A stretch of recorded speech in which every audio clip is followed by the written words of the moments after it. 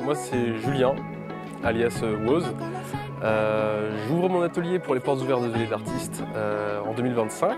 C'est la première fois pour moi et j'espère que ça va plaire à tout le monde. Mon parcours, ça a d'abord été une grosse désillusion de la filière scientifique et ensuite je suis parti directement dans l'art.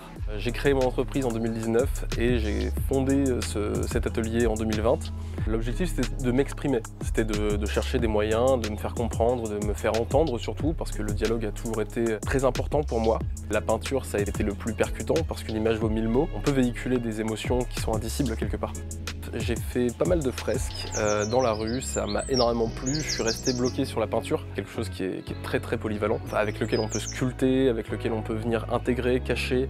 Il y a beaucoup de diversité en fait dans ce média unique qu'est la peinture. Quand un mur me fait de l'œil, en général, je le prends en photo pour bien m'en souvenir et j'analyse énormément son environnement, c'est-à-dire que je m'imprègne de l'ambiance dans lequel il est et je travaille ça sur Photoshop. C'est-à-dire que du coup en fait je viens rajouter des calques au-dessus pour vraiment rester dans l'in situ, c'est-à-dire que du coup je ne travaille pas sur papier ou sur tablette un dessin que je vais plaquer sur n'importe quel mur, c'est toujours de l'in situ.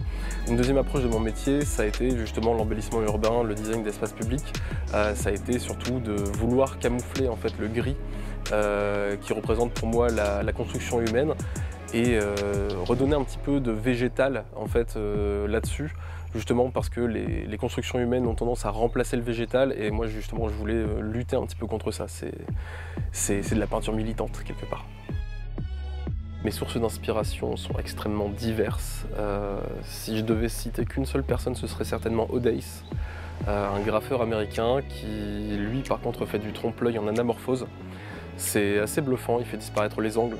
Ça c'est assez cool. Je m'attarde surtout sur un code couleur reconnaissable, identifiable, plutôt que sur un style ou une pratique.